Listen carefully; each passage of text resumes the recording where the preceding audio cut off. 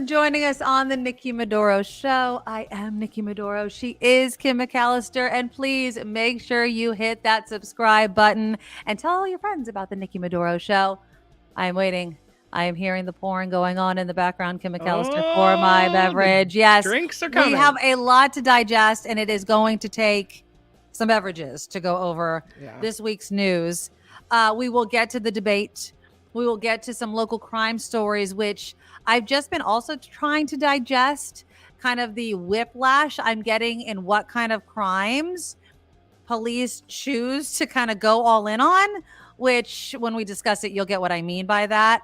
But I have to start off with, and we've already seen it in the comments, the YouTube comments, if you're watching on YouTube.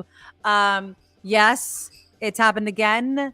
Fourth time in 2024. The CPUC has taken out its rubber stamp and has agreed to raise rates. Once again, our PG&E rates are going up. And I love when they say it's $6, as if the rates will only be $6 more on our bills. It's every time there's a rate increase, it's astronomical. I actually wrote, I did one of those like formal complaints on the CPUC website, as if they give a crap, right? Like as if they care. But I did. I was like, you can't keep doing this to people. Like especially, and I understand like families and everyone like that, but I am becoming more and more aware of this whole idea of a fixed income. I don't know where they think people are getting this extra money. I don't understand where they think people are getting even more money 4 times a year. Like what? And I know we bitch and moan. I did reach out to Loretta Lynch. We adore Loretta Lynch, former CPUC president. She always comes on and explains it to us in layman's terms and basically agrees with us and all of our bitching and moaning that the CPUC sucks donkey, whatever, every single time they do this to us, and they never say no to PG&E. It makes absolutely no sense to me at all. And I don't understand why they keep doing it. But it's because they can. Because there's nobody regulating PG&E. PG&E and the CPUC are absolutely the same. So my husband's bringing me a very stiff drink. This is not my Maduro mule right here. I don't know. It's infuriating. Hold on, I got to figure out what I'm drinking right now. Elijah Craig barrel proof old fashioned. Oh, it's an old fashioned. Oh, it's an Elijah Craig barrel proof. Barrel proof. If anybody knows what that is, Elijah Craig barrel proof old fashioned. My grandparents used to drink old fashions. Maybe they're coming back into new fashion. My husband loves old fashions, and this is very well done. Thank you, my love. Cheers to you and FPG&E and the CPUC. Cheers to you. Cheers Screw to you. The CPUC. If there was anything, I mean, not that everybody drinks alcohol that watches this show, and to those teetotalers, I have my iced tea tonight. There you go. And to those that do the plants. But FPG&E. I don't understand where they get this. I don't know where they get off. And they're like, oh, it has nothing to do, to make some sort of connection that we're protecting shareholder dollars. And are we stupid? Like, do they actually? I think we must be. Do they actually think that we're stupid? Mm-hmm. It just really, really bothers me that they think that we're asinine. Like we're just absolutely asinine. They must think that we are. But anyway, so that's happening.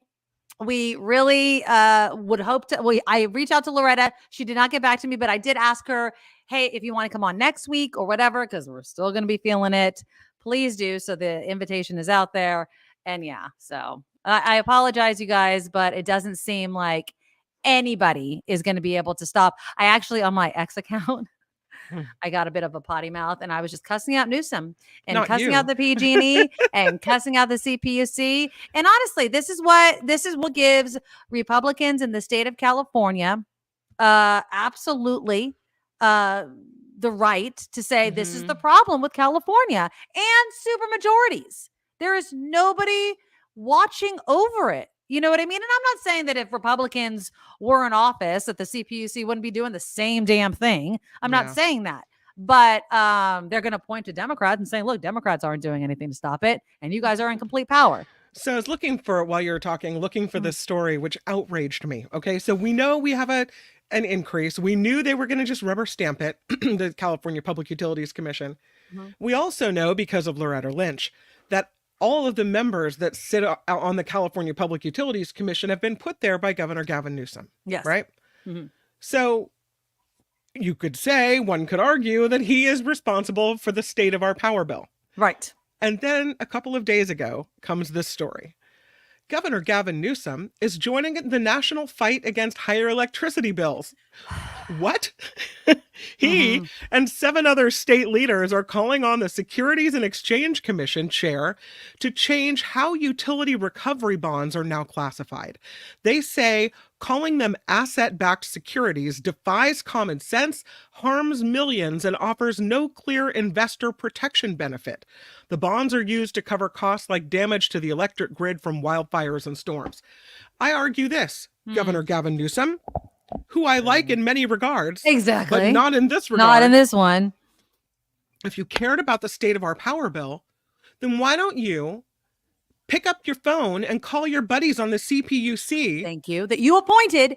Or why don't you appointed. Why don't you appoint more people like Loretta Lynch, who will you. actually stand up for the consumer instead of bending over to the PG&E and power companies? Exactly. And Exactly. instead of, screwing all of us. Exactly. So don't try to say you're standing with other state leaders to lower our power bills. We all see through it, pal. Exactly. There was this article in the Washington Post. This is the headline, Kim. Rent utilities rose faster than home values for the first time in a decade. This is new data from the 2023 American Community Survey. It also showed nearly half of renters' households spent more than 30% of their income on housing. So if you're spending more than 30% of your income on housing, and yet rent and utilities rose faster, I mean, think about that. 30% is just going to rent. And now you're adding on top of that utilities. It's like, give me a freaking break over here. We can't catch a break. My PG&E bill, like, I don't have a car payment. I like not having a car payment. Same. I'm doing everything in my power to not have a car payment. I'm trying to instill in my 15, almost 16-year-old daughter, like, yo, you're going to be sharing my car. You're going to have to get a job, like put money towards getting your own car. I don't want a car payment. I don't want to. If we get a car, I want to pay mostly cash for it. So if we do have one, my PG&E bill has turned into a very expensive car payment, when before it was just like any other monthly bill. Like, okay, I know, like, internet, cell phone, those sorts of things. It is becoming an intense drain on people's budgets that they can't afford. And now 4 times, and in 2024 alone, and they're doing it with a straight effing face. Are you kidding me right now? Like, here's some of the things that I'm doing at my house, because our PG&E bill was way crazy high. Right. I don't have bathroom privacy anyway, because people always come in. So I stopped closing the door. Right. Except for interesting situations. I just leave it open. Right. And I don't turn the light on. So often when I use the restroom, it's dark in there. Right. And my husband walked by the other day and he goes, "Oh, I do the same thing. Just don't even turn the light on." I'm like, "Nope." And then nobody knows that you're in there. Yeah, exactly. And PG&E knows exactly. But what's the these point? Kids. Yeah, go ahead. I was going to say also, are you on the 4 to 9 p.m. system? I think I'm 4 to 8. They say if you use your appliances between 4 p.m. and 9 p.m., that it costs more. So if you don't, then your rates will be lower. So I'm doing laundry at other odd times, sometimes late at night, like really late at night, middle of the morning kind of, or sometimes early in the morning, but never between 4 p.m. and 9 p.m., which is when it's most convenient for me and everyone else. So these are a couple things I'm doing. Also, I don't turn the garage light on when I go out there anymore. There's so many, like, remember, what was it called? The vampire. Is it the vampire energy, right? Like your computer that you keep, like the laptop is open, so it's sucking the power, right? Like you're supposed to unplug everything. It's the switch, and I'm guilty of some of those. You know what I mean? But it's my kids. I must yell when I leave the house. turn off the hall light. And every day I come home from work and and I sound like my dad, right? And everybody turns into their parents. Totally. Like when my kids grow up and I go to their house, I'm going to turn every light on. What, are we living in a barn? Yeah. Oh my God. And then you realize why, but at least I say to myself, like, at least when I was a kid, the PG&E bill was so much cheaper. They weren't paying what we were paying. It's just, but like, there's a comment from Dave that I was Googling, and you're absolutely right, Dave. It's Jerry Brown's fault. I mean, I still think it's Newsom's fault because he could appoint the CPUC. Yes, you are absolutely right. Jerry Brown knows it's a problem, and he could have done something. He could have done something. Yeah. But Jerry Brown in 2017, it signed a bill. I think in 2018 he signed it, but this had to do with the 2017 wildfires, allowing utilities to bill their customers to pay for future legal settlements stemming from the 2017 wildfires. Now, while I will agree with you, Dave, we can blame Jerry Brown. Newsom has been governor for a long effing time. We are a super majority in the state of California, and these Democrats could do something if they want to. Stop acting like your hands are tied. Stop it. It's ridiculous. It's excuse after excuse after excuse. Sandy says my apartment is only 650 square feet, and my PG&E bills have been 110 to 120 a month. Start living. Yeah, candles. Wow. Candles. That's crazy. I have no idea. Some other ones. Lori says Newsom will lose California for his 2032 POTUS run if he doesn't handle the CPUC PG&E collusion malfeasance before he leaves office. And I used to like him a lot. Yeah, I agree. Cheryl says, why are we not writing to Newsom directly? I do. I have literally on X, I've written it through his online mailing thing. I mean, I feel I personally have. Everybody should. And we've said it on the show many times. I don't know why we're not reporters anymore. I don't know why every single reporter in every single news story, and these reporters have PG&E bills. Is not every reporter pissed off? Like this, it should be the first. Hey, Newsom, do you pay your PG&E bill? What the F, man, is going on? Jason says, every time I pay my PG&E bill, I just think, dang, I pay a multiple convicted felon money every month, and it bugs me because PG&E was criminally charged. Yep. Right? Exactly. In a wildfire. Absolutely. Exactly. I don't understand what the hell's going on. And it's not as if Newsom doesn't know. And that's also the thing that really gets under my skin. He hears it, and then he has the audacity, Kim, to stand up there and talk about price gouging with oil and gas and all this kind of nonsense. Shut up. It sounds disingenuous. You're a liar. And I like Newsom. It sort of kills me, right? It's like, I love California. I know that he's on the right side of history with so many other issues. We've said this time and again. You suck at this, Newsom. You suck at this. You've been paid. My blood's boiling. Cheryl doesn't think that Governor Newsom has control over this stuff. He does. He appoints the members of the CPUC. Thank you. That's it. He does. Yeah. So there you go. No, the buck stops with him. I feel like Cheryl, to say that he has no control over it is giving him just a pass. I just do. He has control. And Cheryl mentions auto insurance going up as well. That's a different issue and being tackled by a different segment of the California government, right? The insurance commissioner. Right. And they're working on it. But that's different than the California Public Utilities Commission rubber stamping increase after increase after increase. Yep. And PG&E gets away with everything. Yeah. And it is outrageous, and we shouldn't stand for it. Absolutely not. Yeah. I I literally just put into Google right now, Newsom CPUC, right? One of the first things that come up is court rules against Newsom, says the CPUC president must disclose meetings calendar. Over Newsom's objections, the state appeals court ruled a watchdog group was entitled to learn when Newsom's senior energy advisor met with utility companies in the year before the governor appointed her as president of the CPUC. Now, this is a long article that I'm just reading fresh. My first question is, why would the governor give a crap? Why would he not want that disclosed? This is the question that I'm talking about, Cheryl and others. He appointed her president. She is the president of the CPUC. This article came out this year, I believe. Yes, in April of this year. So these are the things that I'm talking about. It sounds a collusion, right? It sounds like they're in bed together, which is just gross, especially when people are having a hard freaking time paying their bills. And this is a major bill. We're not talking about driving less. We're not talking about taking public transportation. We're talking about keeping the lights on. This is not something that people can, just be like, well, I'm going to sit in the dark all the time. You got to cook your food. You got to, do all these things. And it just seems that Newsom is just crickets every time this happens. And it's the fourth time this year. It's nuts. It's nuts. I don't know, man. And it feels powerless.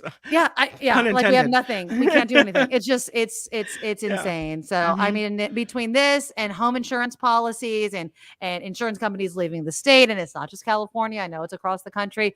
Yeah. But it just seems like we're getting in every different direction, and we need people on our side. And so, yes, again, I have reached out to Loretta Lynch. I have not heard back. If we can get her on next week or in the future, she is always welcome on the show.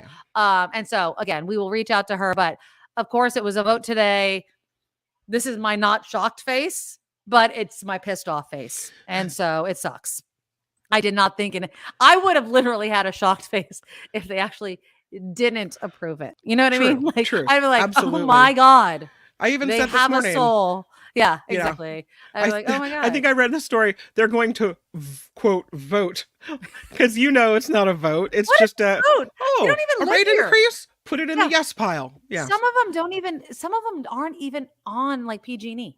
Some of them don't even have a PG&E bill. Some of the members of the CPUC do not even get their energy from PG&E. That in and of itself just tells me like you're regulating something that you don't have any skin in the game. What do you care about 4 rate increases a year? You're not paying the friggin' bill, right? Like Finney is right. Nikki, Kim, did you get 4 raises this year? No, right? Like at all. No. I think the opposite kind of, right? So it's like, it's just one of those things where no, we did not, and nobody did, right? Like I think most of us did not get 4 raises this year, and it sucks. It really, really sucks. And so again, I'm sorry, guys. I wish I was the bearer of better news, but it didn't happen. And so again, it sucks. And so hopefully we'll get Loretta Lynch on soon.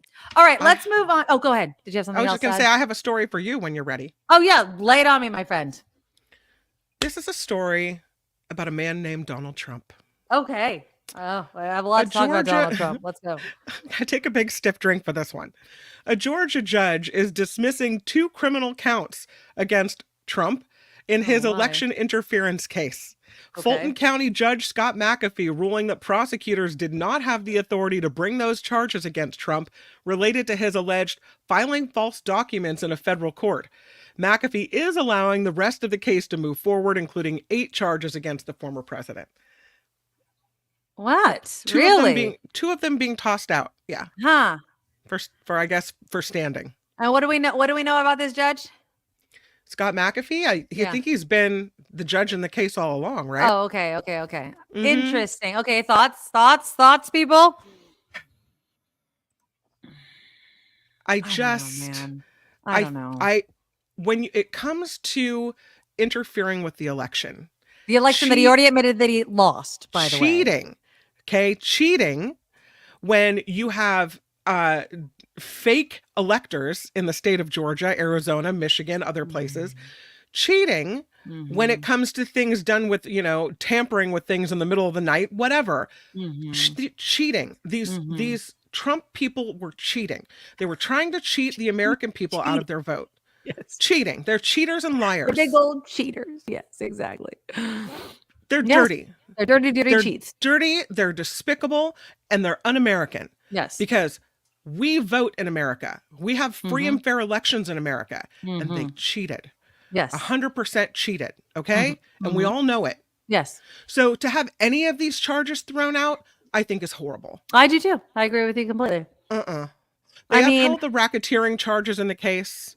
But it's ridiculous. And that So what do we Trump know about, like, do we know anything about, like, is it going to reduce what the possible sentence could be? Or like, is how detrimental is it to any possible punishment? Do we know that? I don't know that. They say they Yeah. threw out one count of filing false documents and one count of conspiring to file false documents, Hmm. both stemming from Trump's campaign efforts to put forward a slate of fake GOP electors in Georgia. Yeah. Trump was only named in the conspiracy count. So I just feel like it's another case where all of these charges are applicable. We all know they're applicable. And why doesn't he face every single, charge in the book? Why aren't they taking it seriously? Well, and why aren't they taking it seriously when, again, and we talked about this last week, he's admitted out loud that he knows that he lost the election. Like, this is the thing. If he knows and has admitted that he lost the election and yet still did all of this crap, that's a problem. Like, let me just take it away from the election. When somebody claims a crime was committed and then all these resources and police are used, that's a crime because there's money involved and all of this other stuff. There's a reason for that, because they could have been doing something else, that they could have had their efforts put elsewhere, but instead they're putting it towards this. And on top of that, what it did to this country, what it's still doing to this country, to the fact that there are Republicans that still to this day can't say out loud. They'll say like this. They'll be like, oh, we all know that Joe Biden's the president, but they can still not say Donald Trump lost the election, right? Like, I saw something about it's so this. stupid. It's so stupid. I saw a video. It was just a YouTube video, so Right. I wouldn't source it, or here or report it as news or anything. But I thought that the premise was interesting. Uh-huh. We heard at the debate, Trump was asked, "You said that you lost it by a whisker. You said that Right. you came so close," or whatever the three things he recently said, Right. where he slipped up and admitted that he lost Oh, three he's different gonna say. times, right? I lost it by a whisker type of thing. And he was asked at the debate, "Are you now admitting that you did indeed lose the election?" And Trump indignantly said, "No, I was being sarcastic. I didn't lose the election. No way." And I saw this video saying, the person making the video, again, not a bona fide news source, okay? Right. But the thought that they shared was that he can't say that he lost now because of all these legal cases pending against Of him. course. That if he admits now publicly and officially that he did lose the election, But he did already. if he had admitted it at the debate, if he said something like, Why does the debate stage matter, yes. but a press conference doesn't matter? Like, what's the difference there? What's I the guess difference? you could argue at a press conference or at a rally, I was being sarcastic to the people. It was but a if you're press conference. if He you're was making his own statement at a I press think conference. so. I think so too. But if he's specifically asked at this debate for a serious and real answer, right, by a journalist, there's probably more of a chance that gets used against him in a court of law. And so when you're talking about, not accepting the results of an election, when you're talking about subverting an election and all of these court cases that were launched, I just feel like maybe, I don't know if that's the reason, if they're smart enough to know that's why he can't admit it or not. But this woman was saying he can't admit it now. It's too late now. Now it's a legal matter. I just thought that was an interesting disagree. point. I understand what you're saying, and I agree with you. Like, I feel like on the debate stage, because of I would say more it's the eyes watching, Right. more than the legality of it. I don't agree that if we went to court, like for instance, if I was, prosecuting Trump and I Right. showed the press conference in which nobody's asking him on his own accord Mhm. is saying it, like, serious. No one's laughing. It's not a rally. You're not joking. There's no laugh track. There's no clapping. You on your own accord are saying, I lost by a whisker, or whatever you say, right? Yeah. Nobody, and you're not there's no physical universal sign of a joke, right? You're saying it. Yeah. Okay. I think that would hold up in court just as much as the debate, of him using the debate as a defense. Like, I'm sorry. And it's not only that. He said it repeatedly. This is why I wish, and even though I think David Muir was trying to fact check, and we'll get into that whole thing, right? And people are like, oh, they were just totally fact checking Donald Trump and not fact checking Kamala Harris. Well, Donald Trump lies all the time. So there's a reason why we have to fact check Donald Trump all the time. But I just feel like Donald Trump has admitted, not just once, not just twice, numerous occasions on his own, that he lost the election. And for Republicans to say, oh, it was questionable.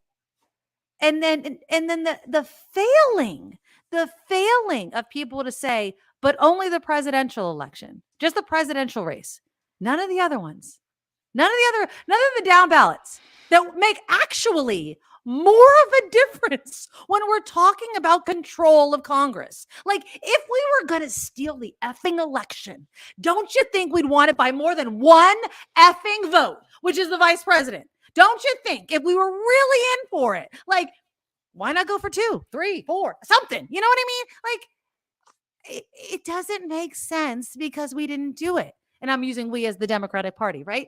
Because it's nonsense. It's nonsense. And it pisses me off because people, let's just say half the country that are Republicans, whatever, they buy this nonsense, hook, line, and sinker. Like, I want to play you this video of this woman. And again, and she's emblematic of what's wrong with Trump supporters. And I want you to listen to her whole answer because, and we've talked about this many times. It's like these people are like, oh my God, this country's going to hell in a handbasket as they go on cruises and buy Taylor Swift tickets and live in $1 million houses, right? And this idea that life is so hard and yet they're living so good. Okay. And I'm not saying that times aren't tough. I was just bitching about my PG&E bill. I'm not saying that everything is always hunky dory, but give me an effing break over here. Okay. Here's this woman.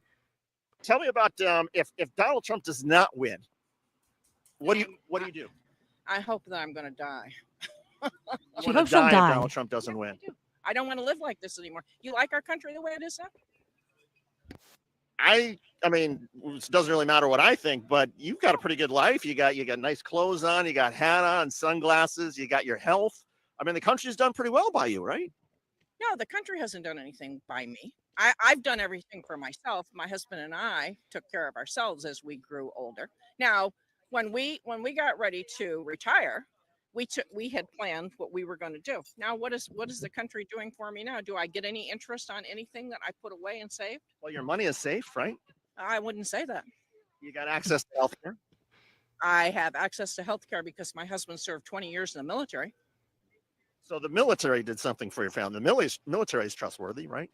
And I just want to pause here in the fact that, and I'm not knocking the military or military families when I say this, but again, like, her husband served and she benefits from that, right? And so, and when you serve in the military, you serve under all the administrations, right? So whether it is a Republican or a Democratic president, you don't get to pick and choose which military service gives you the benefits in which you now get to benefit from.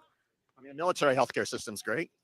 No, I wouldn't say it's great. We were promised free health care for our whole life, but that did not happen. What is it that is so bad about where America is or where you are right now with America that you would want to die if Donald Trump doesn't win? I just don't want to live in a country that is screwed up as this one, that people are so out of control and that they think that everything that they're entitled to everything. Like she doesn't even like realize what she just said, that people feel like they're so entitled to everything. And yet her whole entire statement is that she should be entitled to everything. But it's mind blowing. It's just, she's not a big thinker. Okay. She's not a big thinker. I don't know, man. I know. I'm surrounded I today know. by hypocrites online. I'm having a really hard time. I was telling Mark earlier online, on Facebook, on social media, just scrolling past, because you feel like somehow responsible to be part of a conversation, to let people know, have someone speak up against the lies, to show that there is some type of reasonable, rational thinking. But then you realize, Look who you're trying to have a conversation with. These Yeah. people drank the Kool-Aid. Their mind checked out a while ago. It's that lady. Exactly. There's nothing you can say to her. She wants to die. She wants to die. Like that is, Crazy. and she said that out loud into a microphone and a camera. Like that's a sickness. That is cultish behavior. Dave says you have nice roads, clean water, food that's not poisonous, and you get to wear the flag as a jacket like a total nerd. And not only that, Dave, what I've also learned from my husband many, many times, and he's informed me because he's military and military family, actually, and she should know better. Yeah. You're not supposed to wear anything with 100%. a flag as clothing. So she should know better. She should absolutely know better. So I've told you this before, but my family, everybody takes a holiday, and mine is the 4th of July, Right. because I have the pool. And so I bought one time my husband a pair of swim trunks that looked like, stripes on one side and stars on the other. He was a former Marine. He looked at me and he goes, I am not wearing that. My husband go, would "Why?" never He wear that goes- either. He goes, Yeah. you don't wear the flag. You don't wear That the is flag. not something we do. It's against the rules. Don't do Yeah. it. Not having it. Exactly. And I go, it's not the exactly. flag though. It's like, it's based on the flag, but it's not Right. technically the flag. Right. He but goes, it's too close enough? No. Yeah. No.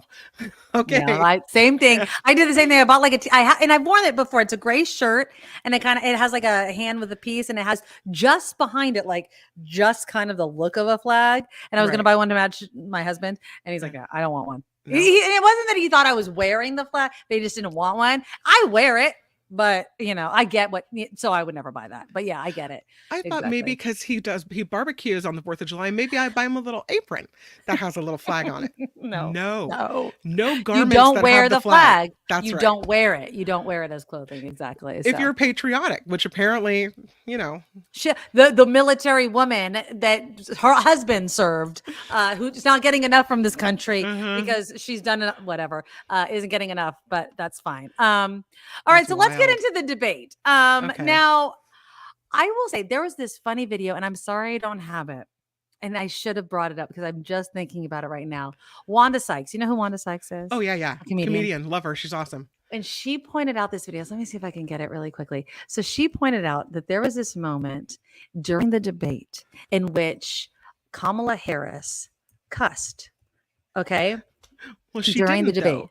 But she didn't. just- Did you she see this said video? nothing. I have it. Okay. Are you ready for What'd I she do say? have it. This Okay. Here is Wanda Sykes person. pointing out the moment in which Kamala Harris called Trump what we've all wanted to call him. I keep thinking about that debate. And the thing that stayed with me is how she was able to call him a motherfucker. Call him a motherfucker. That was genius. It was just a look. And we all heard it. When she said, And this former president, we all heard it.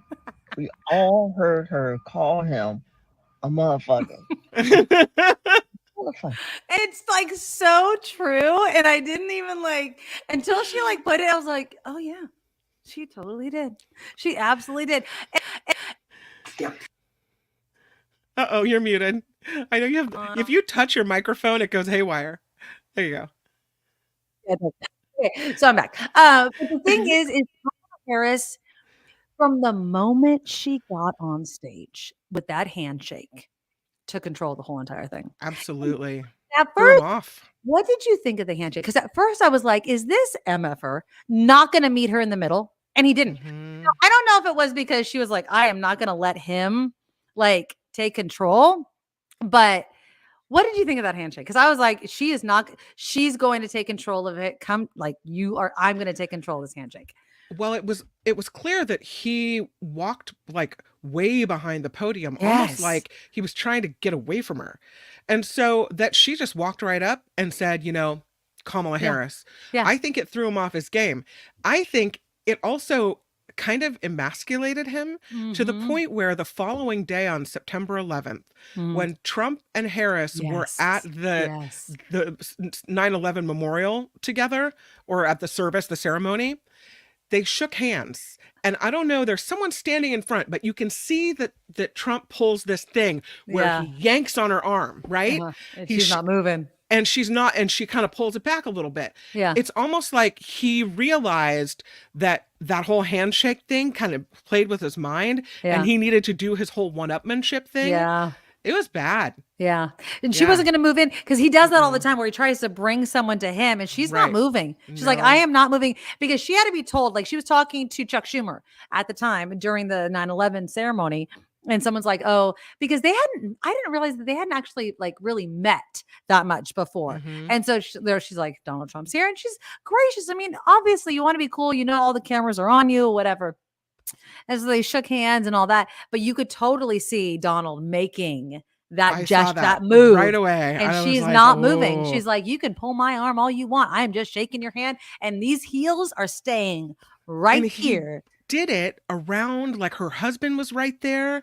It was a show of weird, like male dominance. And it Yeah. doesn't play well with a woman. Right. I'm not saying that I like when someone, I don't like when a man will shake your hand and they kind of grab your hand like you're Like you're very delicate. fragile. Oh no. I hate that. It's like a limp wristed thing because Oh, you're no. a woman. If I want men just a don't shake general my handshake. Yeah. If you don't shake my hand properly, I think less of you. I've said this many Mhm. times because I'm a firm handshaker. Like I grip your hand. I am a firm handshaker because I vividly remember my dad teaching me how to shake hands when I was a kid. Like he taught me and my brother how to shake Mhm. hands. You And look someone in the eye. you look firm and you grasp. firm handshake. I've even had people Mhm. mention like, you've got a firm hand. And I go, yes. Right. And so if a man is weak, and maybe they're weak because of what you just said, like they think I'm a delicate flower or some nonsense, right? I think they're the delicate flower. I go, oh, unfortunate for you. Like, that's Like, what are you awful. doing? What are you was, doing? What was that? Like I have judged you instantly. So Mhm. teacher Lori says, and I have to pay attention now. Apparently Trump has learned how to say Kamala. I did not realize this. Has he learned how to say her name properly now? That's good. Maybe his minions will learn how to say it I think properly he now says too. it part of the time, and part of the time he doesn't. Okay. Well, Yeah. we have to get into now. I'm going to play you two clips. My two favorite clips. Now, I know there's many, many clips from the debate. I'm not going to play them all because obviously we're 2 days out, so I'm not going to play them all. Obviously, the funniest one from Donald Trump. Okay. This is the problem with Donald Trump and his presidency and just his existence in politics is that the bar does not exist for him. If it was literally anybody else, and they had the audacity to say this on national, if not international television, they would never be considered to be president. But apparently you can if you're Donald Trump. They're eating the dogs, the people that came in. They're eating the cats. They're eating the pets of the people that live there. ABC News did reach out to the city manager there. He told us there have been no credible reports of specific claims of pets being harmed, injured, or abused by individuals within the immigrant community. Well, All I've this, seen people on television. let me just say here, this is The people on television say my dog was taken and used for food. Again, the Springfield city manager says there's no evidence of that. Vice We'll President find Harris, out. I'll let you respond to the rest of what you've heard. Talk about extreme. Spring. Okay. It's racist. Okay. This is not the first time that that people are othered for their food choices, right? Mhm. So, and honestly, it's not just Haitians. Like you've heard the stereotypes of other ethnicities. Oh, they eat animals that we consider pets. Okay, we've all heard it, and I'm not just going to go into it here. Okay, Marianne Williamson literally just tweeted out, but Haitians do voodoo things with cats and dogs. This is absolutely a racist lie. And then JD Vance doubles down on it. It's okay because now we're talking about border issues. It's not okay because apparently this whole entire thing came from like either a Nextdoor or a Facebook post of a person who heard it from something. It's not okay because actual Haitian residents who live there are now getting harassed, maybe even something more violent against them because a former president of the United States is saying this on national television. It's ridiculous. I will have you know that they know it's a lie. And Of it's course one they of know these it's a things lie. they're going to keep saying it because somehow they feel it gives them traction. And the more they say it, Of course. and they've got us all talking about it, right? The Right. more the people hear it, the more the people believe it. And they know it's not true. Once again, they are lying to people. In the Yeah. toxic political climate of our times, this is a wild claim. Republican vice presidential candidate J.D. Vance, who has railed about a large influx of Haitian immigrants into the rather middle-sized town of Springfield, Ohio, posted, "Reports now show that people have had their pets abducted and eaten by people who shouldn't be in this country." And this claim, which focuses on kittens and ducks, has exploded in the far-right echo chamber, amplified by the Trump campaign, conservative commentators, Senator Ted Cruz, Donald Trump Jr., Elon Musk, and more. They are saying and or implying if you elect Vice President Kamala Harris, her immigration policies will put your pets at risk. But to be clear, this allegation against these immigrants is patently false. A far-right fever dream which could easily prey upon racist and xenophobic fears. According to Springfield city officials, there is no foundation for any of this. In a statement, they said, "We wish to clarify that there have been no credible reports or specific claims of pets being harmed, injured, or abused by individuals within the immigrant community. Additionally, there have been no verified instances of immigrants engaging in illegal activities, such as squatting or littering in front of residents' homes. Furthermore, no reports have been made regarding members of the immigrant community deliberately disrupting traffic." Yet, when CNN asked Vance's office why he is pushing such a blatant lie, they said, "Senator Vance has received a high volume of calls and emails over the past several weeks Lies. from concerned citizens in Springfield. His tweet is based on what he is hearing from them." Oh. But again, there is no truth to what he is hearing, and that is easy to check. I mean, they could just say it. And that's the thing. They're like, I've heard people say what Mm-hmm. that's not enough. You can't just because there are legal people, Haitian people that live in America that have to deal with this nonsense now because a former president and a vice presidential candidate have decided that they're worth the sacrifice. They're worth the sacrifice. Sure. We're just going to make up some nonsense because it gets people talking and we'll do the memes. They don't care about you.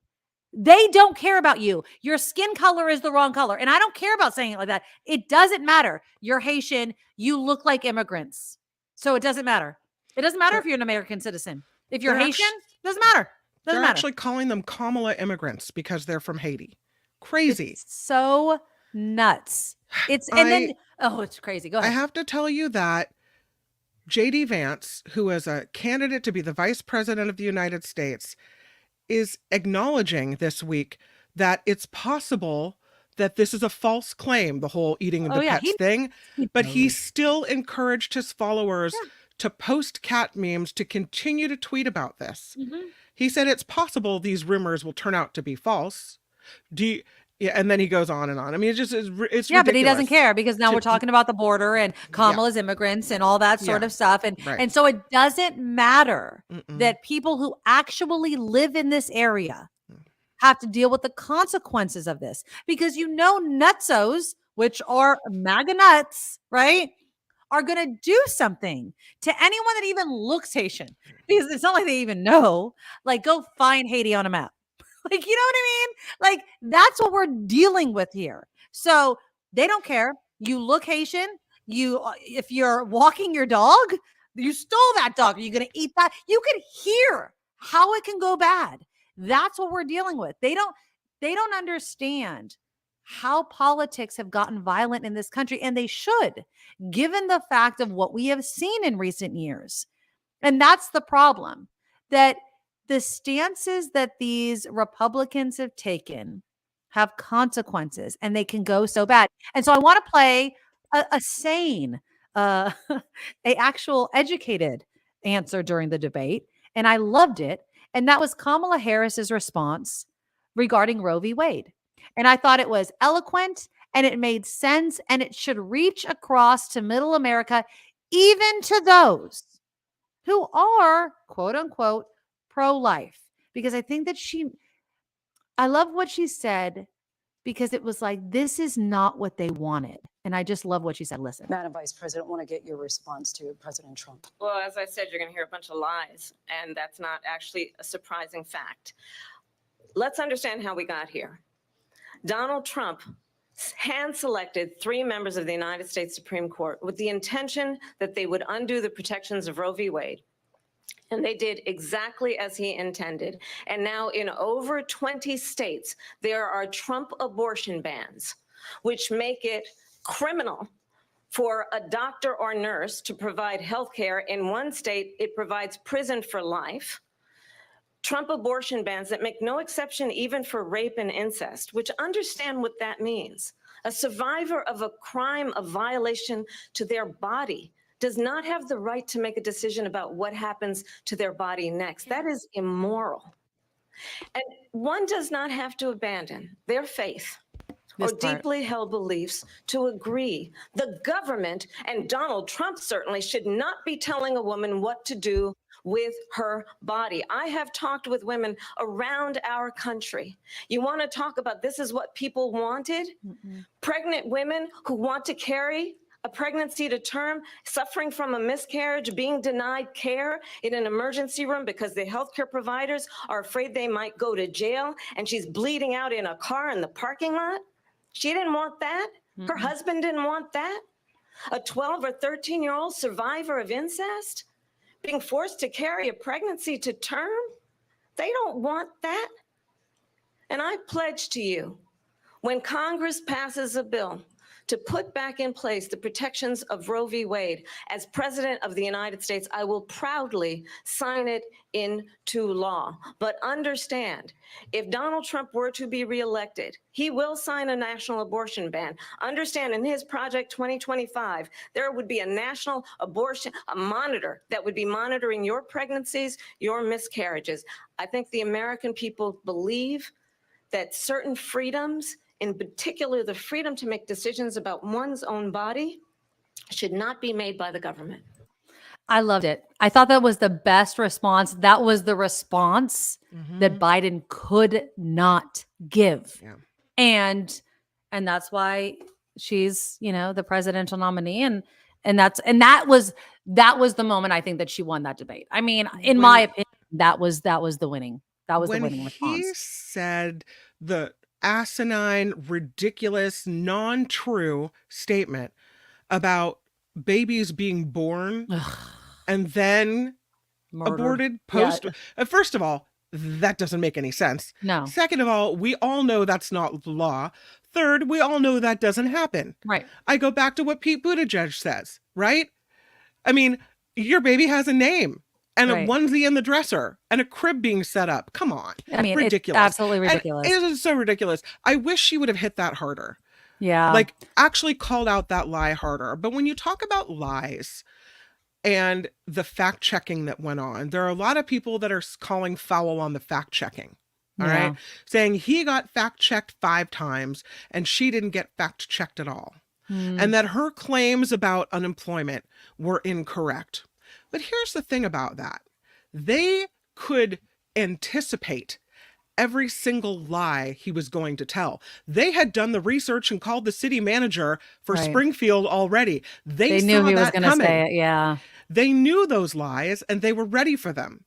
When you have a candidate like Kamala Harris, who isn't known for lying, right?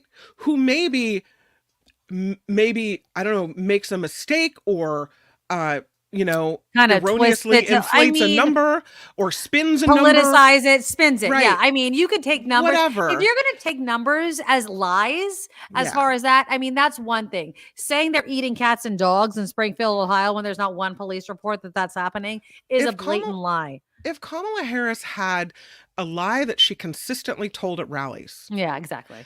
That they expected to come up, they could see it coming and they would have fact checked her. But the fact is that Kamala Harris is not the liar on the stage.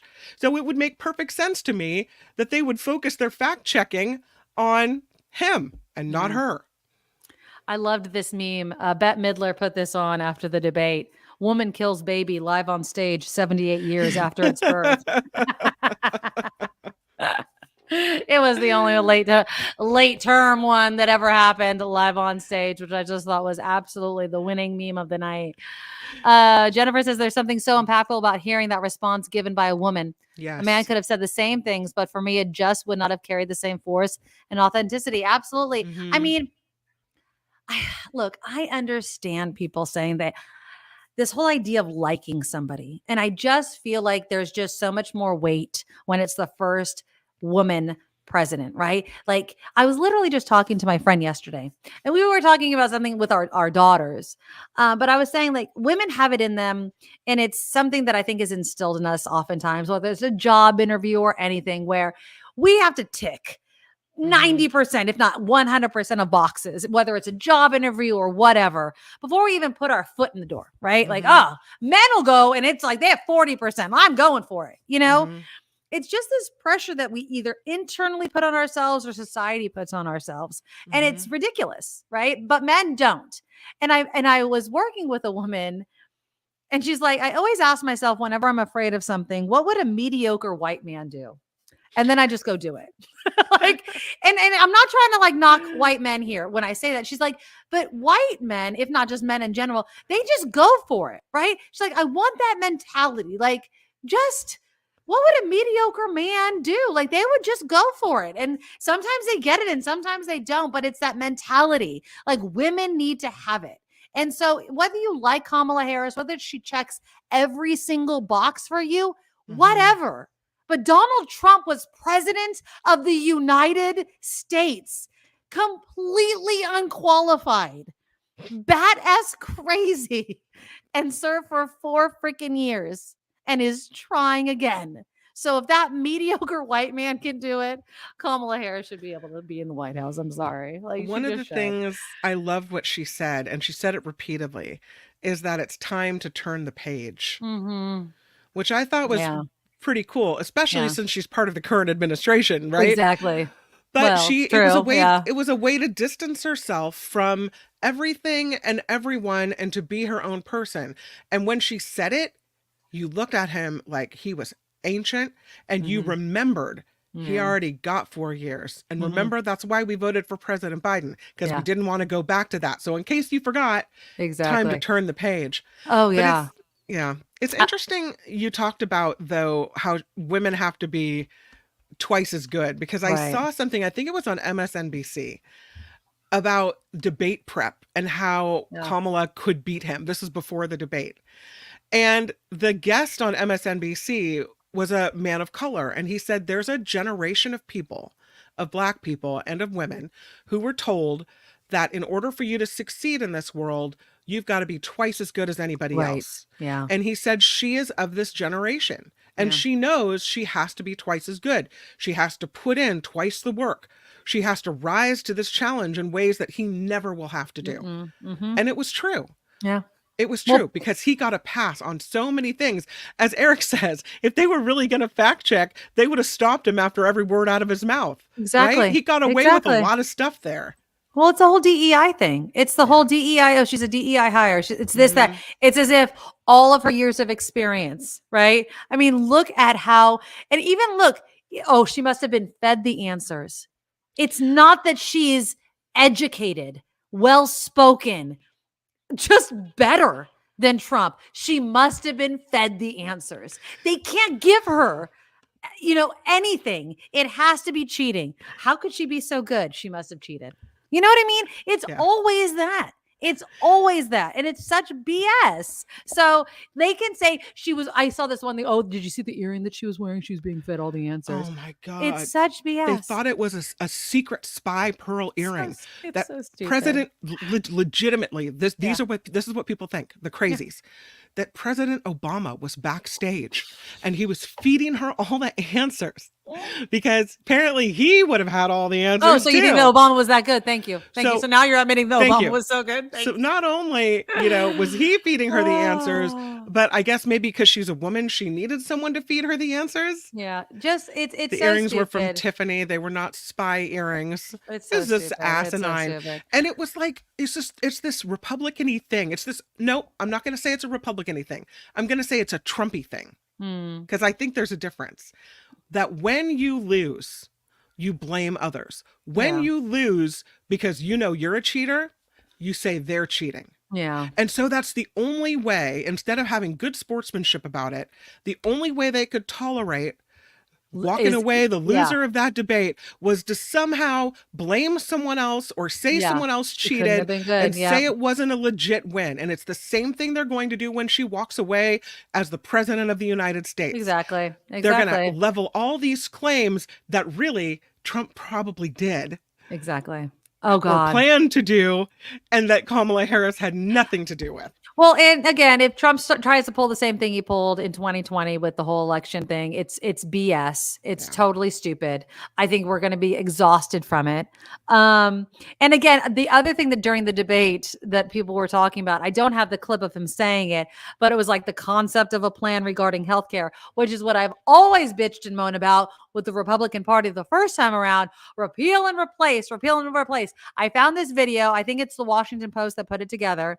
Let's just remind you, if you ever have a friend or family member that posts the meme, why would I give Kamala Harris a promotion when she hasn't done anything in the past 4 years, even though she's just vice president, she's not president. I want you to share this video with them because this person was actually president. I will fight to end Obamacare and replace it. You're going to have to get rid of Obamacare. I think you'll probably have to scrap the whole thing. Obamacare has to be changed. Repeal and replace with something terrific. I will ask Congress to convene a special session so we can repeal and replace. Really terrific, I believe, healthcare plan coming out. We have 2 plans coming out. We're going to come up with a healthcare plan. We're not going to vote on it until after the election. The plan is coming out over the next 4 weeks. We already have the concept of the plan. We'll be announcing that in about 2 months, maybe less. We're signing a healthcare plan within 2 weeks. It's just about completed now. It is developed. It is fully developed. It's going to be announced very soon. We're going to give you great health care. That's what we're going to give you. And I'm not saying anything about Obama. If maybe we'll make it better. Maybe we'll change it. You still do not have a plan. I have concepts of a plan. I'm not president right now. They never had a plan. They've never had a plan because it's hard. Obamacare could be improved. Everything can always be improved, but it's hard because Republicans don't want to work on it, right? They don't ever want to work on it. They need to get insurance, I think, really out of it. In all honesty, I think we just need to have single payer. That's my whole thing. But again, Republicans will never give you better health care ever. So just stop already. Just stop it. He's full of crap. Concept of a plan? No, he has no concept of a plan. He never has, and he never will. What I was thinking of, and you as you mentioned, how Kamala Harris is being blamed for if you've been there for 3.5 years, why haven't you done it already? Well, ask the same question of Trump then. Right. Is everything that you accomplished or didn't accomplish Mike Pence's fault? Right. Who's the president? Who's the president? Who's responsible? Kamala Harris is not responsible for things done in Joe Biden's administration, just like Mike Pence isn't responsible, complicit maybe, but not responsible. She's vice for president. Things done in the Trump administration. Exactly. Right? I mean, it's so ridiculous to blame one person for the fact that it wasn't even their job. Yeah. I found that video if you want to see it, by the way. It's well, yeah. Do you have it ready? I do. Here it is. Oh, okay, here we go. Okay. Carrying our discussion now is Michael Eric Dyson, Distinguished Professor of African American Studies and Ethics at Vanderbilt University. He is the co-author of the new book, Represent, The Unfinished Fight for the Vote. Michael, to Mike Barnickel's question, how did we get here? One of the places we're at is this world of the double standard. There's going to be a standard for Donald Trump tomorrow night, and there's going to be a standard for Kamala Harris tomorrow night. True. We know Kamala Harris' standard is going to have to be perfection. Yes. We know Donald Trump's standard is something else. That's right. We've had double standards in this country for a long time, haven't we? Yeah, we have. And that's a brilliant way you set it up because it's deeply entrenched. There's nothing new to Kamala Harris. You know, as an African-American boy growing up, born under the wing of Jim Crow in Detroit, Michigan, it was battered into my brain that you have to be twice as good. Now, I know that's an old shibboleth to some and it's an old saw to others, but it is true that a certain generation of Black people felt we've got to outperform just to get half the consideration. So Kamala Harris knows already that we're grading Trump on a curve and we're grading him, you know, with a great dispensation of grace and mercy and that's just Donald. She has to be held to a higher standard. She won't complain. She won't bellyache. She'll perform. And that's the best way to beat these folk who engage in that kind of unspoken privilege. You've been in various debate formats and different kinds of academic challenges over the years that are much more sophisticated than this kind of thing. But how is, just as a student of rhetoric, how is one, and a master of it, how does one confront rhetorically pathological lying? Yeah, that's a great point. The thing is, she gave a bit of a hint when on an interview on another station when she was asked about Mr. Trump, and she said, same old tired playbook, next question.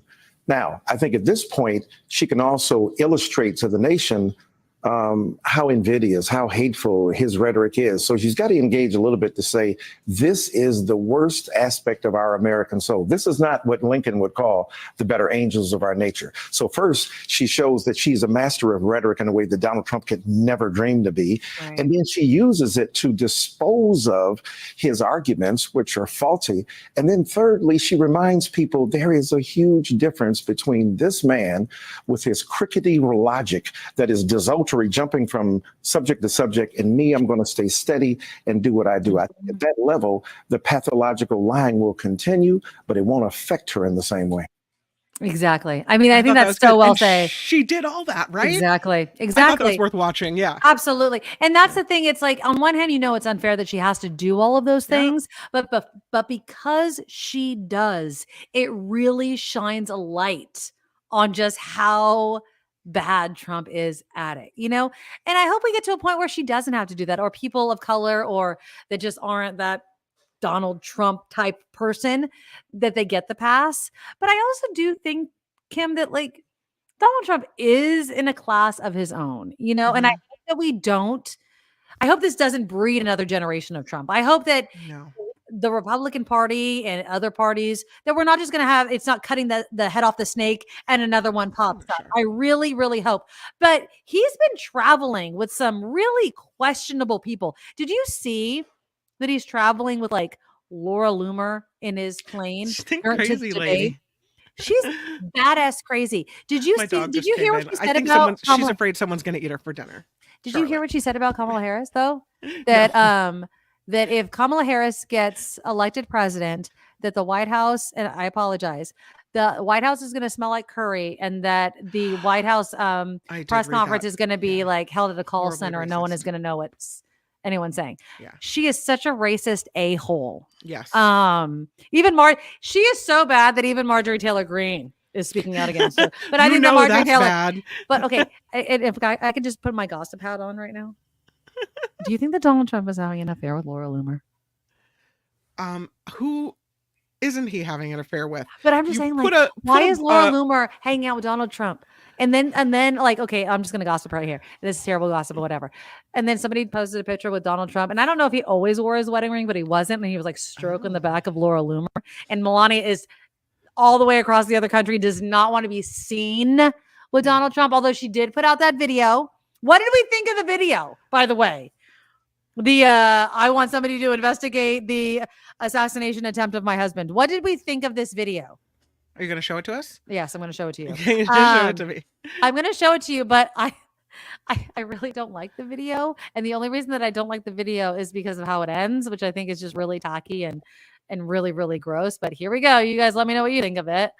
The attempt to end my husband's life was a horrible, distressing experience. Now, the silence around it feels heavy. I can't help but wonder, why didn't law enforcement officials arrest the shooter before the speech? There is definitely more to this story, and we need to uncover the truth. Buy my book. Like, what the hell is? Why are you showing your book? Are you kidding me with that? Is that weird? I mean, really weird. Like, why really are you showing weird. your book? And okay, it doesn't sound It's like wild. It doesn't. Okay. And I always have to preface whenever we talk about this. I don't like to go down the conspiracy rabbit hole. I literally was having a conversation with somebody this past weekend, and they try to have a conversation about the conspiracy rabbit hole. And all I keep telling myself is somebody lost their lives. Like, I don't like it because it's gross. So on that side, okay. But this is now I'm just gonna put on my Melania hat. Okay, I'm putting my Melania hat, and this is the hat of I don't like my husband. Not saying that she's part of anything to do with the assassination attempt. That is not a woman that gives two licks about finding out why somebody tried to kill her husband. Sorry, she didn't sound seem passionate. upset about it at all. She didn't seem upset. She wanted to sell her book. Stoic. I want to sell my book. Like, all I care about is why are questions not being asked? Okay, like that's it. Like there wasn't an image of my husband. There wasn't anything really moving about this video. You would have thought there would have been even the image of my husband, with the whole fake fight song, whatever. You know what I mean? Something moving. It was just her stoic, not even a family portrait, not even an image of her upset about hearing there was nothing that would have told me that she was even married to the man. No. Just the most boring Acme video picture of a book that I've ever seen in my entire life. Melania, book, read. That's it. That's it. Liz says Melania's going to vote for Kamala. Let's not forget. And I always go back to this, that during the time when Trump was involved in the whole birther movement against Obama. Right. She went on The View, Melania, and she accused President Obama of not being born in America. Right. She went toe to toe with Joy. What's her face? Reid. Is it Joy Reid? No, it's Joy from The View. Oh, Joy Behar. Thank you. And Kamala Harris was as dirty and nasty about the birther movement as any of them in the Trump family. But that was before. Really? Because I haven't forgotten. She doesn't really care to you. She's one of them. She's one of them. She's one of them. If she was capable of that, then she has no conscience. But I think that she also doesn't. She hates Trump too. You're right. I think you're absolutely right. Yeah. But on that list now includes her husband. She doesn't care, and now she doesn't care about him. Book best. That's pretty good. That's pretty good, Trevor. Yeah, that whole video was gross. Why didn't they arrest the shooter before? Yeah, okay, that's a good question. Very valid. But it was just the most emotionless, and then ending with a picture of her book. Yeah. What? It was really weird. I think we can all agree that there needs to be more of an investigation into what happened. And I don't necessarily think that let me say that differently. I don't think that the GOP or that the Trump campaign. They don't want you to investigate it. No, maybe not. They don't. They don't want you to investigate it. It's honestly, I think the whole thing is weird. I think the injury is weird. I think the fact that there's no doctors. I'm not going to go down the conspiracy rabbit hole. I do think the lack of attention on it very quickly is weird. It's odd. For someone that loves attention, it ended very quickly. One of the two nominated party candidates for president in the United States was shot at and hit by or grazed by a bullet. Or whatever, And we're not really covering that anymore. It happened, and then 2 days later, we were on to something else. I mean, this is a big deal. and Any even the time in person history, that died, like right? we're not even Yeah. focusing on the person that Yeah. died, Mhm. and that's even weird. Like, and where was the I mean, and maybe because there was so much after, and then Biden, and then he dropped. Like, there was a lot of news at that Yeah. point. I get it, but I just feel like a lot of it is suspicious. And again, I don't like conspiracies. I Mhm. don't like to go down the rabbit hole. I take things, and maybe to my detriment, I take things a lot, especially with the loss of life at face value, Right. because I don't want to mess with like the loss of life. If somebody lost a loved one, I'm going to believe it until there's actual evidence to the contrary. You know what I mean? And I'm not going to Mhm. answer somebody like that. But for Trump to let it go as quickly as he did raises the hairs on the back of my neck that it's kind of BS. You know what I mean? But I'm not gonna fall on, like, I'm not gonna die on the hill of investigating it because we're not paying any attention to it. So it is like whatever. It is what it is. But I just feel like this election, it's what, 50 something days until November. Taylor Swift endorsement after the debate. Huge. Swifties. Historic amount of people are getting registered to vote.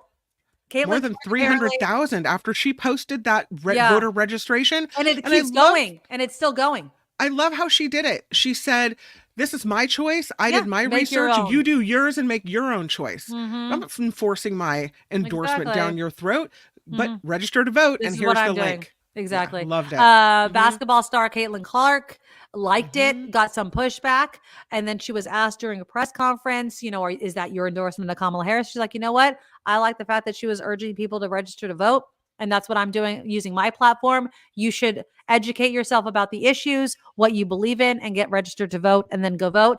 And that's actually the message I would like all people with a major platform to do. Because I do think that when people actually educate themselves about the issues, and I mean really educate themselves, not, oh, is that what, Taylor Swift, I'm just going to just do what she does. Educate yourself. What do you believe in? Read up on it. What do you truly believe? What would you, if you were in that situation, what would you want to happen? That's how you should vote. You know what I mean? Like, and I'm not going to push my beliefs on you, but just going back to what Kamala Harris said about abortion. Some people say this idea of what abortion is, and then you're bleeding out in your car because you have an ectopic pregnancy. You know what I mean? There's a disconnect between the narrative and the reality, and that's what we have to talk about. So I urge the same thing. Yeah, this is what she wrote. What Taylor Swift wrote. Will you read it? I'm voting for Kamala Harris because she fights for the rights and causes I believe need a warrior to champion them. I think she is a steady-handed, gifted leader, and I believe that we can accomplish so much more in this country if we are led by calm and not chaos. And she signed it, a childless cat lady. Exactly. I mean, I think that it's awesome. Can I just play you this quick clip of JD Vance's reaction to Taylor's? He is so, I don't think that he hears the words as they come out of his mouth, but this is JD Vance. Look, we admire Taylor Swift's music, but I don't think most Americans, whether they like her music or fans of hers or not, are going to be influenced by a billionaire celebrity who I think is fundamentally disconnected from the interests and the problems of most Americans. You're running with a billionaire who is mostly disconnected from the interests of most Americans. So you're an idiot. So sorry, JD Vance. Isn't that crazy? He said people aren't going to be influenced by a billionaire who's out of touch. I saw a meme with that quote and the picture of Melania and Trump and Barron in this gold room where he's like 9 or 10 and he's on his, FAO Schwartz stuffed lion with toys around, and they're in this palace. Really? Have you worried about your PG&E bill or whatever you pay in New York? No, you have not.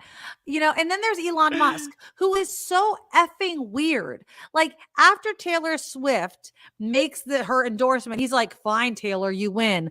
I'll give you a child and guard your cats with my life. Do you think that was that a sexual reference? Well, I know that Elon Musk believes in like fathering all kinds of children because he thinks he Right. needs to repopulate the country. Yeah. And then he thinks that her cats are her children. So I think he was making a joke. I really do think that he was attempting to make a joke. Elon Musk is an odd duck. Yeah. I think that if I was going to choose a tweet or whatever you call X's things now that had more of an influence, a positive influence on society, Taylor Swift's is way better than Elon Musk's. But again, and my thumbnail kind of hints to this, does what they say actually matter? I think Elon Musk has lost the impact of his words to society, and Taylor Swift has not. Megyn Kelly lost her effing mind after Taylor Swift's endorsement. She went on her podcast or whatever, and she's like, F you, Taylor. You've lost like all the Republican vote. And I'm like, Megyn, did you actually, if you were a Taylor Swift fan, honestly, you already knew who Taylor Swift was voting for. Yeah. You already knew because you watched Miss Americana. Like any T Swift fans, you already know this. You watched Miss Americana. So you already knew who she was voting for. You didn't need the endorsement. If you were a T Swift fan, you already knew. So for Megyn Kelly to be like, F you lost. No, you are not a Taylor Swift fan. Like, so stop it already. I love these conservatives that tell people instead of shut up and dribble, like shut up and sing. They don't have to. Why don't you just shut up or don't or do whatever, but stop telling people that have a huge platform to not use it in the way they want to. They can use it any way they want to. Elon Musk can make weird comments to Taylor Swift and the fallout can be what it wants to be. And Taylor Swift can get thousands of people to register to vote. I would rather have Taylor Swift. I'm sorry. I just rather I wonder why she waited so long. I really thought she would have done it during the DNC. There That's are interesting. people that saying the timing was really good, that right after the debate was really good timing. Right. I mean, I like that it has spurred people to register whenever she wants to do it. Right. I think I agree with you though. If you're really a Swiftie, first of all, you already knew. Right. And second of all, you would think, I love how she respected me by telling me, here's what I'm doing. Make do your what own you do. choices, but Yeah. go register to vote. Yeah. That was incredibly respectful of her fans because there's people on both sides of the aisle. When you consider how many fans she has, they're not all going to be blue. They're Oh, not all going to gosh, be red, no. right? So she Yeah. had to be respectful in that way, and she was. Yeah, I think, and I think that the message is what all of us should be saying to each other. And it's what I say to my conservative friends, or people I disagree with. Like, while I do care, because I would like you obviously to vote in a way that doesn't harm me or the people I care about, I do just want people to be engaged. I do. Yeah. I hope to convince you on the platform that I am voting on. I would hope that you see it my way. But if you don't vote, be engaged. That's That what America's is what I about. want. That's what America's about. And we could disagree about policy and then you go into the ballot box and you do what you want, but that's being an American. And we can have those debates. And then in another 4 years, we have the debate again. And that's what it's about. But it's not about lying and cheating and being a sore loser. It's about, having an election and then in 2 to 4 years, doing it again. And that's how it has to be. But you don't get a bitch and moan if you don't register to vote and you don't vote. I mean, when I was watching the news and they were interviewing especially young people and they're like, no, I'm not going to watch the debate. I don't really care. And then they're going to bitch. Then you and don't then they're care gonna about mo- your future. Then You don't somebody care else about is going to make decisions for you. You're That's telling fine. me you don't care about your future. Do you think these celebrity endorsements sway people? Do you think they're important or that they would make a difference in an election? Go ahead. I think that what Taylor Swift did, getting people registered to vote, yes. And that's important because people will be engaged and be like, I'm for this, I'm for that. And then when it comes time to vote, they're not registered. Yes. That matters. So yes, I think in that instance, yes. Are people going to know exactly how Taylor Swift votes in every single, decision? No. I think people know how you're going to vote for the president. There's so many other things on that ballot. You know what I mean? Like, If I don't know how Matthew engaged people McConaughey are. came out, if Matthew McConaughey came out and said, here's how I'm voting. I probably wouldn't vote the same way as Matthew Right. McConaughey all the time. Yes. No. Yeah. I love him to death, but I probably wouldn't agree with Matthew on all topics. Right. Except, how gorgeous he is. But no, You know what I mean? No, absolutely Yeah. not. It's but I'd listen. You know what I mean? And that's what I think is an important thing is like if you have a celebrity that you like, that maybe that will open the door to maybe listen to what they have to say. Sure. So for instance, if Taylor Swift is for, and let's just use abortion, I'm just going to say, or a woman's right to choose at the very least, right?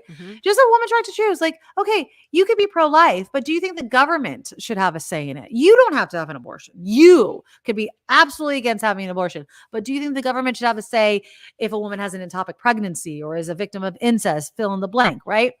Like think this all the way through. Like, do you think it should just be rule across the board? Those sorts of conversations could be had when it's a face that you really, really like. You know what I mean? So that's where I think a celebrity could maybe open the door to that conversation versus some rando just knocking on your door. You know what I can see mean? your point. Absolutely. And they're going to So get more maybe. coverage. And so, some rando knocking on your door, you might not open, but you're going to click on that picture of Taylor Swift and read what she has to say. Exactly. Right? Exactly. Also, though, I think in a race where from what I understand, it can come down to a just a few thousand votes in a swing state. Right. Right? Having people register to vote and more people maybe participating and encouraging people to register, like you said, that could actually bring a Taylor Swift effect. Exactly. Where she influences an election simply because she got people out there to register. Absolutely. Yeah. And I hope it does happen. Yeah. Okay, that's enough debate talk because I want to get into something a little closer to home. And then by home, I mean here in California. And that has to do with like, these are 3 crimes that I'm going to just briefly kind of compare. Okay. And they made big news. I would say, I don't know if they all made national news, but kind of. One definitely made national news.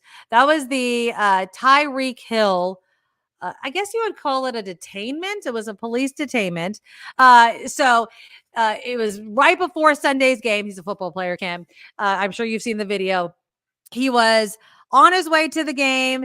He was pulled over by police. He's a Miami Dolphins player. He's pulled over by police, and I have the video right here. I think I have it queued up. Yeah, I have it queued up. Okay, here it is. So he's pulled over by police, and this is what happens. So to lead it up, the cops have his ID, I believe, but they asked him to keep his window down, and he rolled it up. So here we go. Get out of the car. Give me up and we'll break that freaking window. Get out of the car. Get out of the car right now. We're not playing this game. Get out. Get out. Get out. Get out. Get out. Get out. Get out. What part of that don't you understand? Hey, Drew. Hey, Drew, I'm getting arrested, Drew. I'm getting arrested. I'm getting arrested, Drew. I'm getting out, bro. God damn, twin. When we tell you to do something, you do it. You understand? I'm getting out. You understand? Not for you, but when we tell you. You're a little fucking confused. I'm getting out, bro. Too late. Too late. All right, bro. Take me to jail, bro. Do what you gotta do, bro. We are. We will. Good, bro. It is good. Hey, Drew. Hey. Don't worry about it. I hung up the phone. You stop crying, bro. Okay, so and the video goes on and on and on. Okay, that's really scary. He actually, okay, so I'm going to show you a quick another video because he actually makes it to the game. Okay, he actually made it to the football game. They won. Here is him being interviewed at the game. Roller coaster of a day for you, starting on the way to the stadium, a day filled with adversity. How would you just describe your mindset coming into this game today? You know what, man? So when I left home, I told my wife, I was like, babe, I'm finna go to work and I'm finna get prepared for my day. Little did I know, that was quite a surprise on the way, man. But you know what? At the end of the day, dog, I got a job to do. And my job is to come inside of this stadium and be great, dog. So, what did it mean to you for your teammates to join you this morning and show support? Bro, I love that. I was fired up, dog, to see Joe New, right there in the heat of the battle with me, man. That goes to show that, man, it's more than about football, dog. Like the brotherhood that we got outside of just football is amazing, dog. Because those dudes were like really risking their lives for me. So, and again, I mean, it was obviously a very aggressive takedown. Now, he has said he does think that the police officer that tackled him should be fired. But he also has said, I should have handled things differently. I should not have rolled my window up when they told me to keep it down. And a lot of people are saying, you know, the officer, it was a bit much. Like he didn't need to do what he did over basically, I mean, rolling your window down, which who hasn't done that sometimes, right? Like you roll your window up, you roll your window down, and it made national news. Okay. So and again, that's just one crime that I want to talk about. Okay. So can I just tell you that yes. all of that started because he was going 60 and a 40. Right. So, and again, a crime that not all of us, but many of us have done, right? He's a football player. Do you think if you or I were going 60 and a 40 and we're pulled over in our fancy car with the doors that open up, right? And we'd said to the officer, I need to roll my window up. It's too warm outside because it's really hot in Florida, right? Right. Do you think we would have been yanked out of the car, thrown to the pavement, and cuffed behind our back like that in a rough manner? I don't think so. I mean, again, I think it's never happened to me in my life. I would be horrified and crying, and I probably still wouldn't be over it. And look at him. He went out and won a football game. He went out and again, it's this idea that again, black men and it's not that I want to bring race into it, but you can't have this conversation without bringing race into it. You can't, because again, it's one of those things where race has to be brought into it. You, Kim, as a white woman, they would, and I obviously I'm making an assumption here. Kim, they might have looked at you and been like, you should roll your window up. It's hot outside. They might have even told you to do that. They might have told you to do that. They might have. We see that you have kids in the car, and we know there's a lot of mosquitoes out here, and it's really warm. They might have.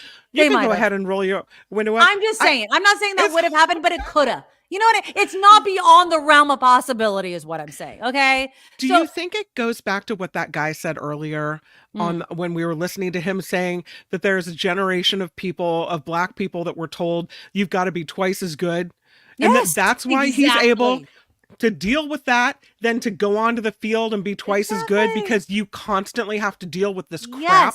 Yes. Whereas I would be a blubbering mess by the side of the road, probably wouldn't have made it to the game, probably would have called my family members to come hug me because I would have been so emotionally damaged. Right, exactly. Now, Calvin says the problem is his windows are tinted and could easily have a weapon. Okay, you can shoot someone really fast from inside the car and the cop wouldn't see it in time. Now, Calvin, tinted windows, yes, are against law, and I'm assuming they are in Florida. I'm just making an assumption. I don't know the laws there. Yeah. And I do see what you're saying. Now, I just think that the reaction to it could have been like, keep your windows down. Keep your windows down. Like, but anyways, okay, so it just seems to me that that's one, and the conversation that I want to have right now is that's one police response. Okay. I have three that I'm going to do. So that's one. My next one is this one. And this is one that really pisses me off. This is the one that happened last weekend on the Bay Bridge. And this, I just don't get this one. Oh my. It all happened at the intersection of Higginberger and Edgewater in the city. A driver crashed into spectators. We stopped the video just a second before the impact there. A female was run over as the car left the scene. Some of the crowd rushed to help her. And another sideshow took over the entire westbound side of the Bay Bridge. The CHP says at about 3:30 this morning, at least 100 cars blocked all the westbound lanes. This incident lasted about 20 minutes. One vehicle struck the crowd here as well. No arrests have been made. No arrest made. Okay, so 20 minutes, held up traffic, Bay Bridge, cops see it, dispersed, no arrests. Third crime, this one, which again, conflicting reports, also race and everything brought into it, this crime. This video recorded outside Pier 39 along San Francisco's Embarcadero September 8th is difficult to watch. Hot dog vendor Ana Luisa Casimir Hulka is seen on the ground being detained by police as her 5-year-old daughter can be heard screaming nearby. The Port of San Francisco, they, along with the Department of Public Works and Public Health, conduct regular enforcement of unpermitted vending on port property. SFPD says they were providing security to those city workers and jumped in after they say Casimir Hulka attacked a port employee. Yeah, because she's not doing what she's being told. She was then arrested for that assault and delaying an investigation. We found her today unable to vend, she says, due to her injuries and her cart being confiscated. My whole head, everything, bruised. How is it possible they did this to me? Okay, and so it went on, and apparently there was this report that she did have her daughter with her. The daughter had gone away, and then apparently some other vendor had brought the kid close. The allegation is that somebody said, "Hey, kids, start crying," to make it look bad on camera. We don't know if that's actually true. But again, the crime is vending, her assaulting one of the port authorities. That's what led to her being, arrested and charged and things like that. But here's my question. Out of the three that I just showed you, which is the crime that you want police to focus on? Which is the crime, if you had to choose out of those three? I have to pick, huh? Choose one. These are your options: hot dog vending, sideshows, and I guess speeding with tinted windows, or not rolling your window up. Or is the crime, in case number one, what Cheryl says? We don't want to see a bunch of cops holding down a black man. I mean, that to me is the thing that stands out the most. But if I had to pick a crime, no, I'm a police officer. I'm a police officer. I'm walking up. I'd say sideshows. And yet not one arrest, not one arrest was made on that sideshow. And that's what pisses me off. Yeah. It's like, and I understand there's a lot of people, but it's like, what in the holy hell? That's why I did this story. Everyone it's agrees. Like, so we have a guy that's speeding with tinted windows. He gets pulled over. He rolled his windows down and he's put on the ground. We have a woman that's a hot dog vendor. And yes, I'm not saying that the assault alleged against the Port Authority worker is not valid, because if she did that allegedly, then yes, she should be arrested. But right now it's hot dog vending and that alleged assault. Yes. But the sideshow, 2 people in 2 separate incidents get hurt. Traffic is held up for at least 20 minutes to 30 minutes. And no arrests were made? Are you friggin' kidding me already? It's a menace. Absolutely a menace. This is so dumb. And we have no solution for it. There's no solution apparently for this. And that's what I don't understand.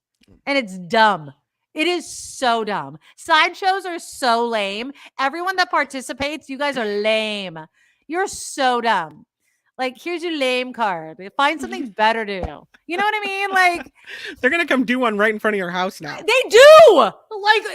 Like I haven't seen the black tar marks on the street. You guys are lame. Find something better to do.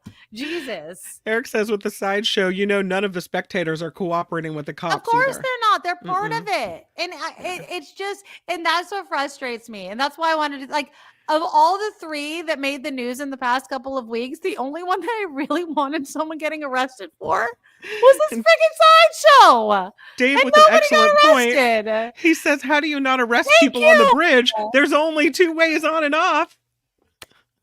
I was so frustrated. There's cameras all over the bridge. They can see who's doing it. Why don't they get you on the way off or on? I think the problem is all the people that are caught, right? Like all of a sudden I'm on the bridge and these idiots are doing this and I'm caught. But you know what? I would rather be hemmed up as someone caught up and be like, I will prove that I'm coming and going. I'll prove receipts if I can catch some of these MFers. You know what I mean? Yeah. I will be inconvenienced to be a witness to this nonsense if it helps catch some of them. Sign me up.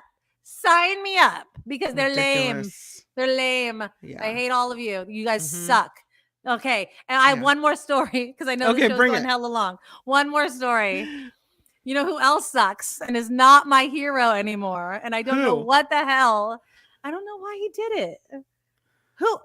Dave Grohl of the Foo Fighters. Why are you telling the world that you've had an affair and you have another child? Because someone was gonna put that out, so he had to beat him to it. So I mean, you don't let someone else blackmail you. You don't let someone else. So don't let them blackmail you. So come forward and say, okay. So right. I like Dave Grohl. I like the Foo Fighters. I know some people don't care for their music. I like the Foo Fighters. I have nothing against them. Sure. I'm not a huge fan. I have never bought Foo Fighters music. Don't get me wrong, but when they're playing, I listen to it. I like Dave Grohl. He's had an affair. He comes forward and he said, I have a new baby with a woman outside of my marriage. Do you think he did the right thing? Do you in, think in putting out a admitting press it. release, if you were his wife, do you think that his wife is happy he did that? I think he probably went to her and said, listen, someone's going to out me on this. You've probably known it for a while, but I'm going to have to come forward and say something. So yeah, and you know what? He's a rock star, like a serious bona fide rock star. Okay. Okay. So there were probably women throughout his career throwing themselves at him backstage. Please. Not that I'm making excuses for it, but look at the history of other rock stars. Look at Mick Jagger, right? I mean, these guys have kids with a million different women. His wife is really beautiful, by the way. It's not a surprise to me, I guess. I'm just not surprised. I mean, I'm sorry. Dave Grohl's wife is gorgeous, by the way. Here's a picture of her. Oh, there we go. I mean, and here's the thing. I'm not trying to insult Dave Grohl, but his wife is gorgeous. And he's, all right, he plays a guitar. And he's part of Foo Fighters and was Nirvana.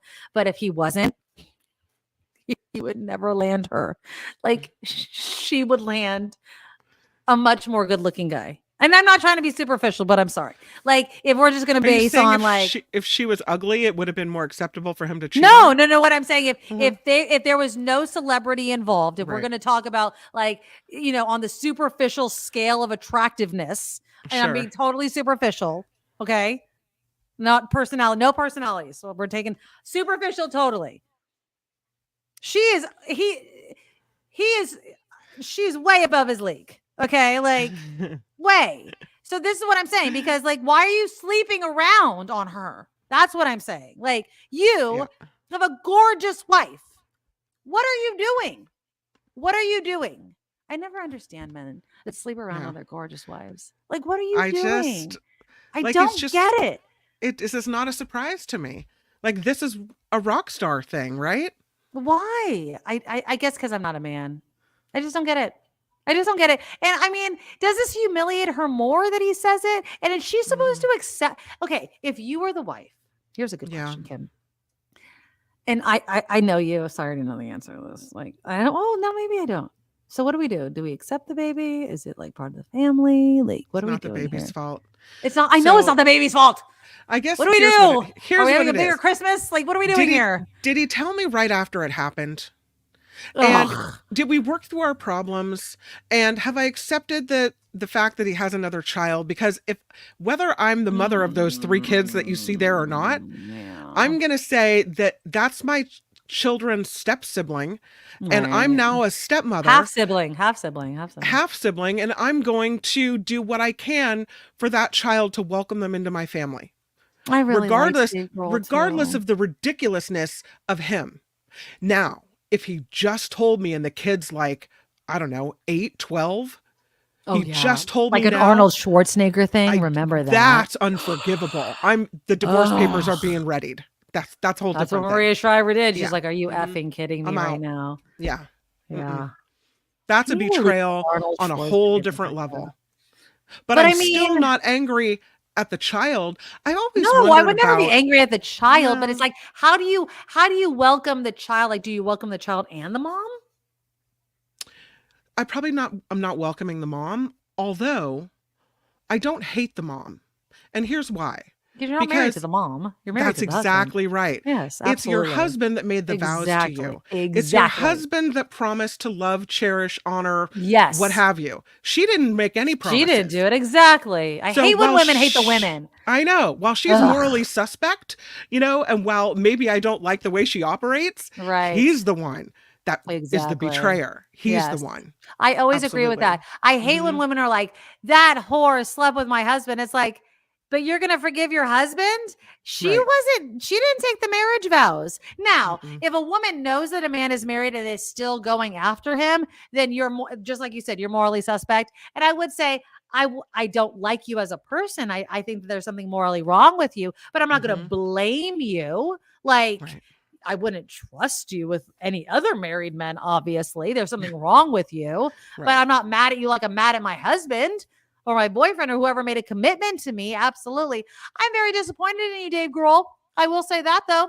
I agree with you though. I mean, it is the whole rock star aspect and it's recent. Like I don't know why. I just feel like older rockers should just get it out of their system when they're younger. Like, you should have done that earlier. Like, really, dude? Seriously? You couldn't have done this like a long ass time ago? I don't know. Whatever. You're not my hero anymore, Dave Grohl. No. It doesn't mean that he doesn't make good music. Of He's course. human like everyone else and makes mistakes. I know. And I'm it's, just it's disappointed between in you, he and Dave his Grohl. wife, but it is a disappointment. And I bet it's not the first time that he got it on with somebody else. That sucks. All right. That's our show, Sorry. you guys. Thank you all for being here. I hope you enjoyed it. If you loved it, give us a thumbs up because we love being here. I finished my old fashioned. It was very, very Calvin, good. I blame you. I blame Tony. Ooh, I'm glad you finished it. That's delicious. was Sandy very says, I good. blame Trump. Let's blame everything on Trump. That was a very good old fashioned, by the way. It's Trump's fault. I need dinner. I need food in my belly. Oh, Look at Bill Cosby. Cosby's wife. She knew what he Yeah. was doing and she stayed. Why? Yeah, that's Horrible. a good question, John. Schwarzenegger and the maid. I mean, you would only have to look at the maid's son to be suspicious about that whole thing. I mean, he looks identical to Arnold Schwarzenegger. Yeah. I like the Foo Fighters music too. I do. I wonder who the woman is though. Here's the question too. If I'm the wife, I'm looking at you like, not only are you a cheater, pumpkin eater, but you didn't use protection. Yes. And if ew. you've been out there, ew is right. Like Ew. now we got a problem, right? Yeah, like you're coming no. home. No. Dirty D, dude. Like, because you know they're not wrapping it up when you're married. Like, what? Ugh. That's What a bonehead. gross. No. Ew. Oh no, Phineas, I'm so sorry. What happened? Phineas has to put his dog Oh, down. no. Oh, Phineas, I'll say a little prayer for your dog. Everybody give good sorry. vibes That to the dog. Oh, I'm so sorry. You know, dogs are the best, but we only have them for such a short time, and it sucks. It really, really sucks. But I'll say a big prayer for you, Phineas. I'm so sorry. I'm so sorry. Thanks for the show, ladies from Deidre. I'll miss the next 2 weeks because you live the life I wish I could live. Aloha. Aloha. Going to Maui next week. Oh, enjoy the sunshine for us. I love it. Drink All right, a you guys. I cocktail love for you. us or a mocktail on the Yes. beach. Send us pictures of the beach. We absolutely love it. That's right. Absolutely. All right. Click the thumbs up button. If you want to support the show, we really depend on it. We are 100% crowdfunded. So if you want to throw us some dollars in the super chat, you could do that. Just find the $ under the live chat button. If you want to be a Madorable, please donate to our Patreon. Just go to the NikkiMadoroShow.com. Our Patreon link is there. It's just a one-time a month donation, and we really, really appreciate it. We'd love to drum up all of our donations and our Madorable numbers. So please go to the NikkiMadoroShow.com and sign up for our monthly donation. We appreciate you guys. We also take PayPal. So if you like PayPal, go to PayPal.com. Hit the send button, and the email address is the NikkiMadoroShow@gmail.com. And then we have a delicious sponsor, Auntie Tabby's Island Flavors. She has a delicious guava barbecue sauce. I love you guys that have been buying up this barbecue sauce. You get 10% off if you use our coupon code. It's Nick Kim, NIKKIM. So just go to AuntieTabby's.com. You see it right there on your screen. Use the coupon code Nick Kim, NIKKIM, and you get 10% off every single time you order. All right, you guys, we will be back here tomorrow, Thursdays, live at 5 with our cocktails, mocktails, whatever you want to smoke. We're here for you. Have a good one. We love you. Take care of each other. Bye-bye. Nikki, you're all so awesome. You're proud, like a beautiful blossom. You're also the best. I really can't rest. You're all so awesome. Wow. Okay.